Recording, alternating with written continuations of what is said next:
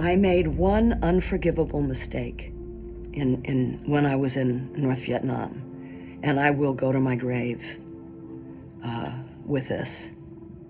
On my last day, I was taken to a military site. It's not something I wanted to do. I was an emotional wreck by now.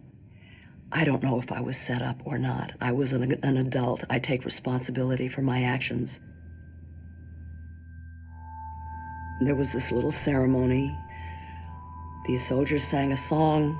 I sang a song in a feeble Vietnamese. Everyone was laughing. I was led to a gun sight and I sat down. And I was laughing and clapping, and there were pictures taken. And as I walked away, I suddenly thought, oh my gosh, this is gonna look like I was shooting. I mean, there were no planes, the gun was not operable, it didn't matter. This is an image that belied everything that I was. I was in Vietnam. I was against the war because of what I had learned from soldiers. I'd spent 3 years working with active duty servicemen. And I understand the anger about that.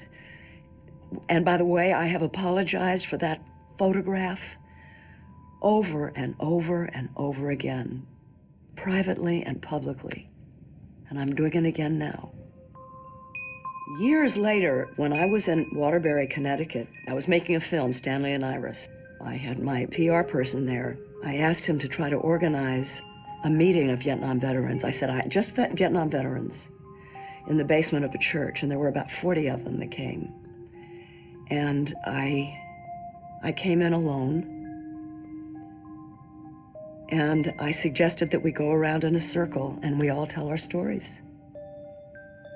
And we did. Some of them were, there was, they had hats that said traitor.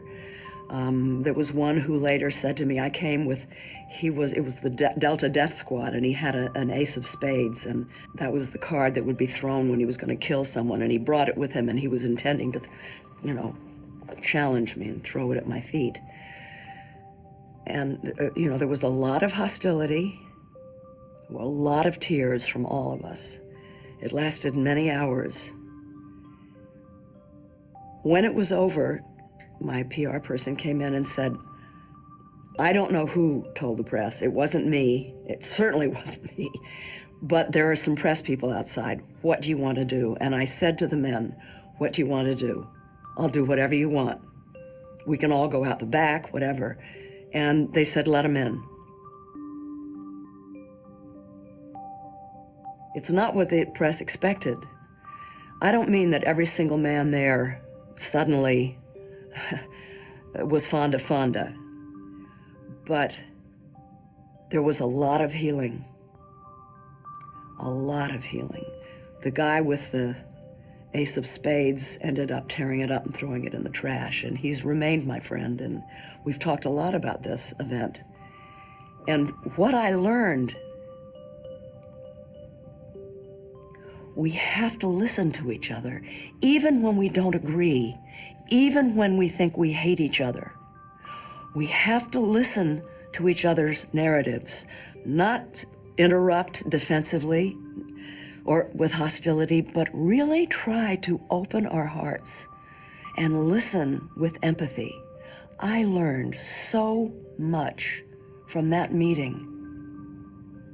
It was a very difficult thing to do, and it was one of the best things that I ever did in my life. Look what scares you in the face and try to understand it. Empathy, I have learned, is revolutionary.